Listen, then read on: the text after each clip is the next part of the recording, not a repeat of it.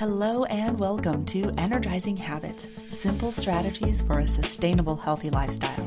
I'm your host, Vicki Cleary, and I guide ambitious women just like you to find more focus, more energy, and more productivity so they can thrive, whether it's in business or in life, all by tapping into sustainable habit change around nutrition, movement, sleep, and stress management. Are you ready? Here we go.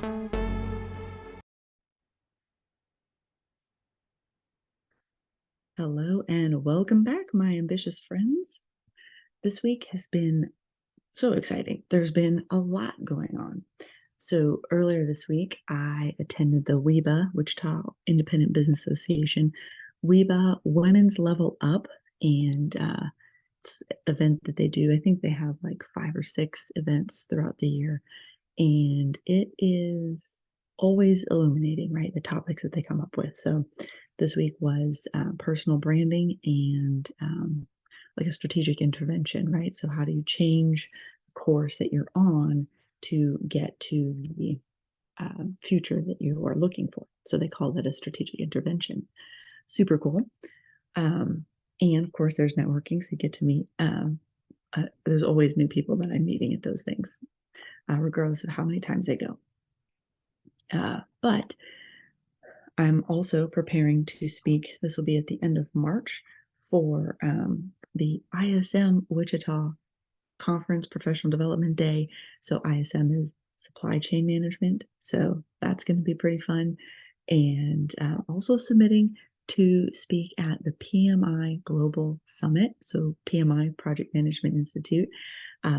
And their global summit is in September, but the applications are due tomorrow. So I'm pulling everything together so I can try to speak at that event as well. So that's some speaking stuff. And then I'm also preparing to be at the Wichita Working Well Conference and the Women's Fair, all local events. So again, lots that I'm kind of planning for and gearing up for. So it is exciting.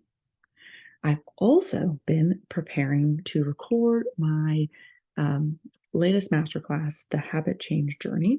And during the creation of this class, I had an idea that I wanted to explore further. So I put it into the class. Once I explored it further, I put it into the class, but I thought, oh, this will be I think it's a fun way to explore yourself and also the habit change journey. So I thought I would share it with you today. Okay, so we often hear about the science behind habit change. It's, the brain's neural pathways, the reward system, and it's super fascinating or at least for some people, right? People like me, maybe you find it fascinating too, but it's all about how the biology works.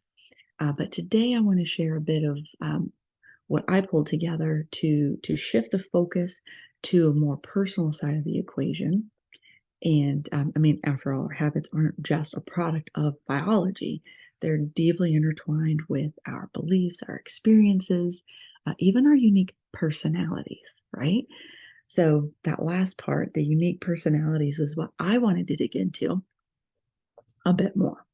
So how do our individual traits and tendencies affect our habit change? And how can we use them to help us be more successful in creating change?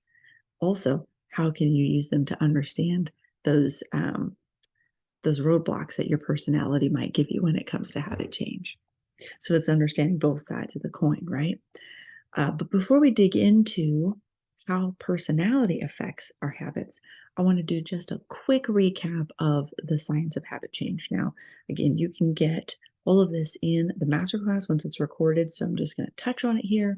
If you want to dive deeper, get the masterclass, and then, of course, you can watch it at your leisure whenever you want. So, the science of habit change. Habit change is, of course, deeply rooted in the neuroscience of the brain. Maybe that's repetitive. Neuro and brain maybe are the same thing. So key areas involved include your basal ganglia, it's responsible for automatic behaviors, and the prefrontal cortex, which is responsible for or it governs decision-making and planning. And then, of course, there's the brain's reward system, and it's fueled by neurotransmitters like dopamine, and several others, right? they all play a pivotal role. And when we engage in a habitual behavior, the brain releases the dopamine, reinforces the habit loop, and this positive reinforcement encourages repetition, forming the neural pathway. And that's what strengthens, over time as you continue to, create that neural pathway. It's like carving out the Grand Canyon, right? It's just embedding even further down. And that's what solidifies a habit, being like that you don't have to think about it, right? So now let's take a look a little closer at the habit loop. So the habit loop consists of 4 interconnected components. You have the cue, the routine, the reward, and the craving. So if that 4th one sounds new to you, it's actually an interesting way to think about it, because it's not just, that whole loop of 3 points, cue, routine, reward. There's the craving in there that actually is like driving you to want to do the behavior. So I jumped ahead of myself, but the cue, of course, is the trigger for the habit, initiates that habitual routine. And the routine is the behavior itself. Could be a positive or negative. And so it doesn't mean that we're always trying to do healthy habits. Some of those habits are, we'll say they have a net negative effect on your health. And however they snuck in there, there's lots of ways, and we pick up bad habits quite easily, actually.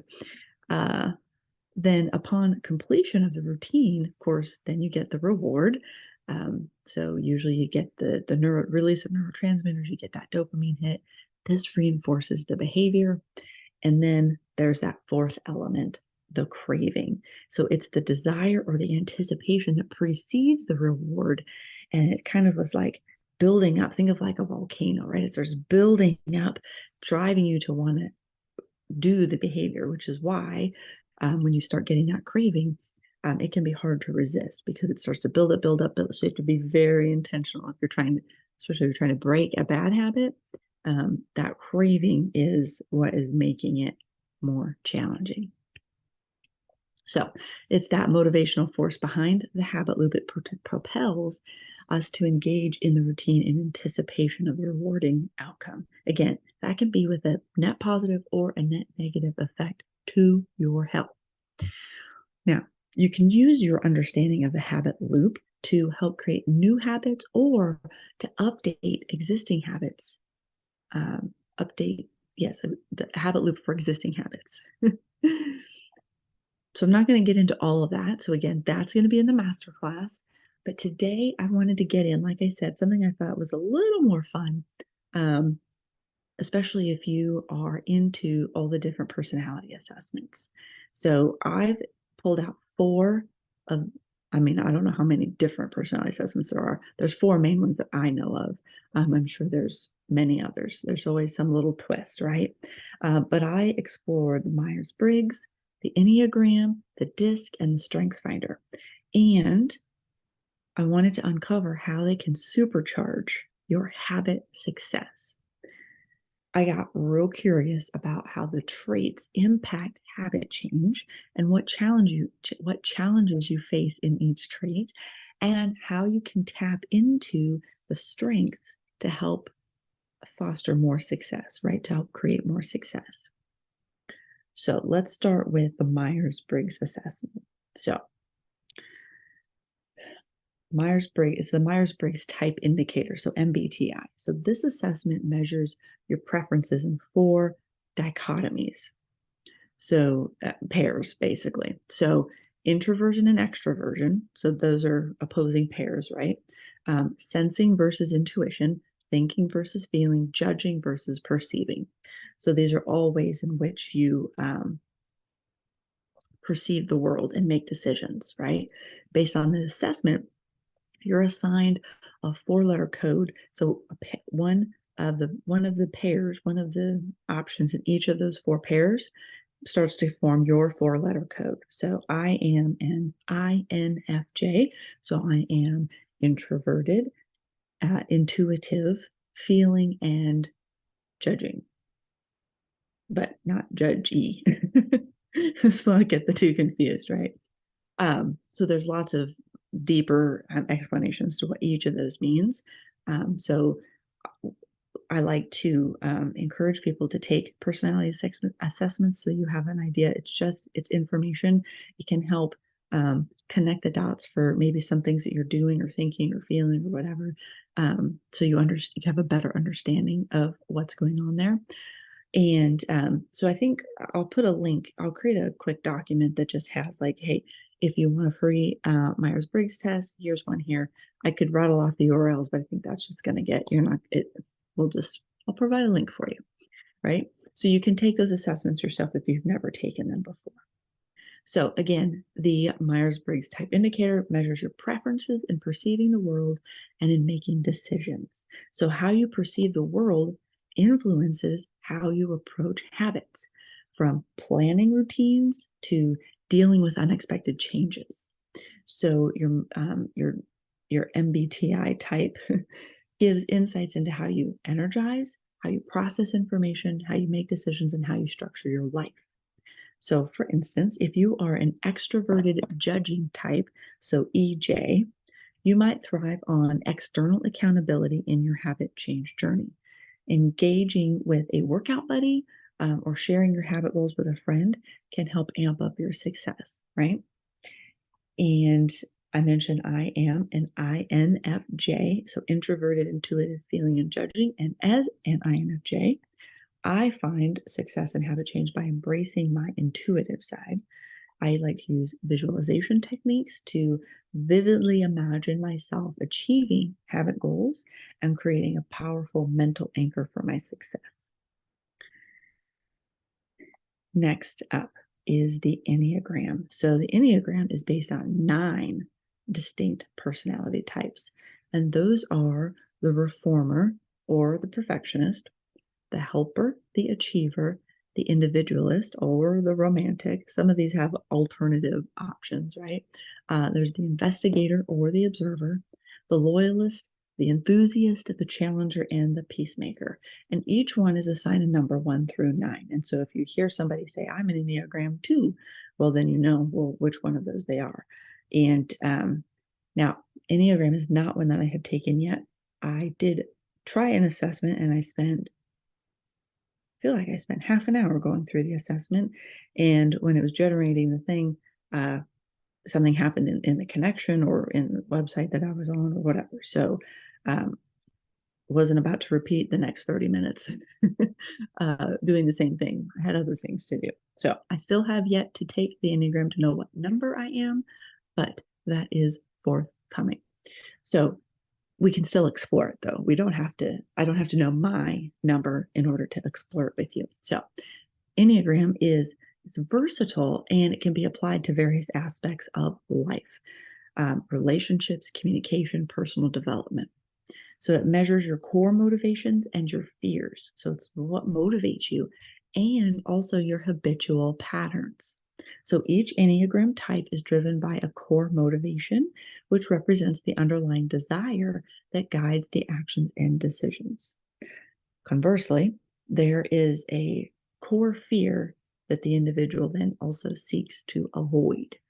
So there's something that motivates you, that drives you, but then there's also something that you're seeking to avoid. So this assessment helps illuminate the desires and challenges that influence your habits. So a type 2, an Enneagram 2, the helper, thrives on connection and support. So engaging in group habits or seeking an accountability partner can be a game changer for successful habit implementation. So similar to the one we explored above, which was the extroverted judging type in Myers-Briggs, also a workout buddy, right? Somebody to help partner with on your adventure. If you are an Enneagram 1 or the perfectionist, set realistic and achievable habit goals to avoid frustration. On the flip side, enthusiasts, which is type 7, might benefit from creating variety in their habits to keep the excitement alive. And so when I think of that, it's like, well, you're not just popping around from day to day. But when I'm coaching my clients, it might be we're focused on a habit for a week and trying to ingrain it, maybe 2 weeks, and then we're moving on to the next one. And so you're still continuing with the one that we started, but now you're adding in an additional thing to focus on. So over time, it builds up, right? And at a point, it might get a little too much. You can always pull back, but every week or every 2 weeks, you're giving your brain something new to help challenge your habit change. Okay, now let's talk about the DISC assessment. So this one aims to explain why people behave, communicate, and react in certain ways. It categorizes personalities into dominance, influence, steadiness, and conscientiousness. And your traits here influence how you approach habit goals and collaborate with others. So understanding your DISC profile can reveal the motivational factors that drive behavior and how you respond to change. So kind of similar to Enneagram in terms of motivations, but also a little different because now it's how do we respond to change.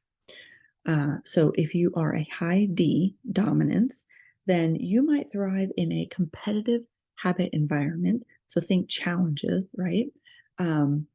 Or putting some money on the line or something to that effect, turning habit formation into a challenge to conquer or gamify the process.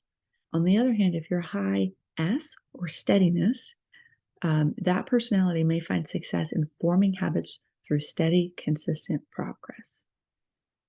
Here's a little secret. Everybody actually finds success through steady, consistent progress. So some of this is kind of like, well, really, it's some things that everyone should practice, but maybe it's easier for those to focus on. And let's see, if you're the high D again, so going back to that, you might try turning your workout routine into a competition with yourself. When I do the Orange Theory classes, you're in a room full of people, but you're not competing with your neighbor. I mean, unless there's a specific challenge or something to that effect, but most times you're competing with yourself, right? What was your personal best? Can you do a little bit more on the next round through? So a high D might like an Orange Theory style workout, or you don't have to go to a gym. You can just compete with yourself, tracking what you're doing and then trying to better it each time. That steadiness person might excel in establishing a daily routine that gradually incorporates new habits. And so this one, I mentioned maybe introducing one new habit every week or 2 weeks. This one would be maybe it's even more gradual. Maybe it's one habit every 3 or 4 weeks. So you really just get the feel for it and really get it ingrained before you layer in the next habit. So again, you can start to see how when you know some of those strengths that you have, some of those challenges that you might face, you can start to dial in your habit change journey. We've got one more. This next one is the StrengthsFinder. And StrengthsFinder is super fun because it's focusing on your strengths rather than identifying your weaknesses and asking you to bolster those, to build those up, which you can do. But if you lead with your strengths, then you are able to be much more successful, and it's usually much more enjoyable because you're not trying to shoehorn some kind of strength into a place that wasn't really naturally a strength. People can improve things, but it's usually a little bit harder, takes a little more effort. So StrengthsFinder aims to help individuals discover and leverage your natural talents to enhance personal and professional success. I just felt like I had to sneeze for a second. Oh, okay. Well, I'm glad I didn't. So this assessment helps to find your top 5 strengths out of 34 themes. I'm not going to go through all the themes because that's a lot to list out. But when you understand and leverage your top strengths, can significantly impact the habit change process. Your unique strengths can be your secret weapon in habit change. Individuals, you and I, can align our habits with their natural talents, making the journey more enjoyable, fulfilling, and successful. So again, that's back to what I was saying. When you lean into your strengths, it's a little easier to work through whether it's something at work, whether it's something at home, whether it's your habit change journey.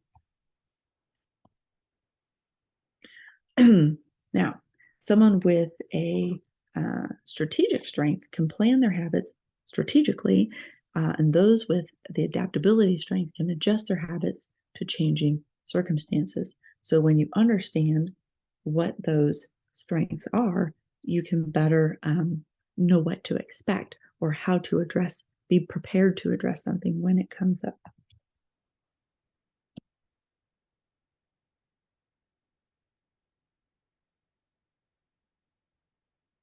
I feel like this is the second time when I've been recording that seem to get logged out of my notes. Okay, that's fine. I know exactly where we are. Okay.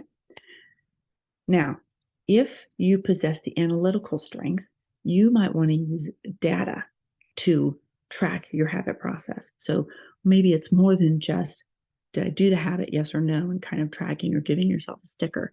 Maybe there's some more of those metrics like, what's your sleep score, or how many hours of sleep did you get? Or, if you want to dig in deeper on, not that I would say calories, but maybe your macros, if you're focusing on nutrition and some different things to that end. But you're getting a little more analytical. You're getting into more of the numbers rather than just, did I do it or not? Now, if you have the communication strength, you might find success in journaling or sharing your habit journey with others. And that may or may not be like a workout buddy thing, but it could just be that you're talking about it with some supportive friends, or a coach. Okay, so those are the 4 personalities that I had wanted to explore when it comes to the habit change journey. And so there's a bit more information in the masterclass, the habit change journey. But those 4 personality assessments, and I'll put the links in the notes below so you can take. I try to find free ones. There's a lot of good quality free ones that get you about the same information. For the Myers-Briggs type indicator, the Enneagram, the DISC assessment, and the StrengthsFinder. So 4 common personality assessments, and then how you can use the information that comes out of there to those unique personality traits to better your success in your habit change journey. When you align your top strengths, you have better visibility to the challenges you might face.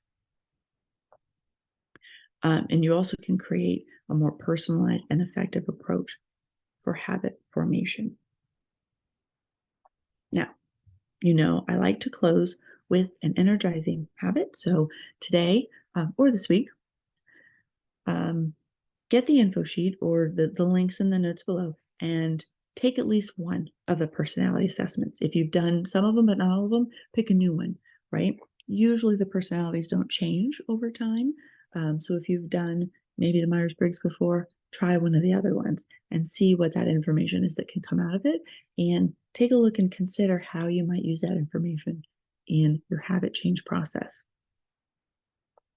I mean, if you're feeling really gung-ho about it, you could make sure that you have all 4 and you can compile some information about that. But really keep it simple. Start with one. And then try making one small adjustment based on what you've learned. Now, when it comes to implementing habits and making them stick, it can sometimes feel overwhelming, or it might feel like you're failing. And sometimes we get into this all or nothing thinking, this black and white thinking. I can't get this habit to stick, so I might as well drop it. And I absolutely don't want you to feel that way, because it's a process, it's a journey, which is why I called that my newest masterclass, the habit change journey. It's all about learning and understanding how to work through your habits so that you can push through those challenging times and become successful, or learn something in the process, right? Because failure is not actual failure. We're always learning and improving from it. So that masterclass will be recorded soon, but it is available if you want to pre-order it. And then you'll get instant access as soon as it's loaded up. It's just $25. It's usually a 90-minute class, and there's a workbook, so you get the whole package. It's just $25. And of course, then you have the tools and some information to help with your habit change. Of course, you're always welcome to reach out to me if you've got questions or something doesn't quite make sense to you, or how to apply it. you can always reach out to me. So this class is for you if you're feeling stuck in the cycle of unproductive habits. So if you're ready to break free from exhaustion, brain fog, an endless to-do list, if you're ready for an upgrade, really, you'll gain the insights and strategies needed to revolutionize your relationship with habits. So it's not just about what you do, it's about understanding the science and what I call the art of habit change. And that gets into your personality, it gets into those beliefs that, were ingrained from when we were children. All those things that help us make decisions and form opinions and take action. So it is empowering you to take charge of your well-being. Of course, again, we'll look at that personality across the 4 different types, how it comes into play, and take a look at how to design strategies and systems that work for you when it comes to your habit change journey. So you can go to the website, uplifthealthylifestyle.com. It's under events. I just redid some of the stuff on the website. I'll post the link below because now I'm not 100% sure that it's under events.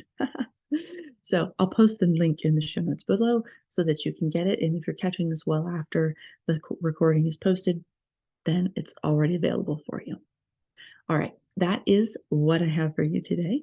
If you found this episode helpful, or if you learned something, or if you thought it was kind of an interesting take on how we integrate habits based on our personality, I would love to hear from you.